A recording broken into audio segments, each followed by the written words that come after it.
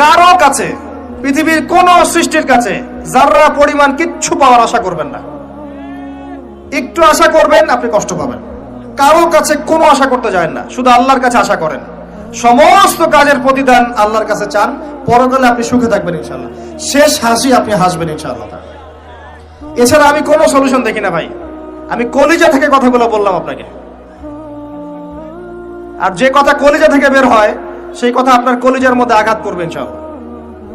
সব কাজ শুধু আল্লাহর জন্য করেন, কেউ আপনার আপন না। আল্লাহ ছাড়া কেউ আপনার আপন নয়। আপনি ভুল করবেন যদি আপনি অন্য কাউকে আপন মনে করেন। আপনার পলিটিক্যাল লিডার, আপনার প্রশাসনের স্যার, আপনার পরিবারের স্ত্রী, আপনার সন্তান, হাবি হাবি যা যা আছে, যদি মনে করেন আমার আপনজন, আপনি ভুল করবেন। সবাই সবার স্বার্থ চেনে, সবাই সবার স্বার্থ চেনে। শুধু আল্লাহ আপনাকে নিঃস্বার্থভাবে ভালোবাসেন, আল্লাহ পাক স্বার্থ চান না।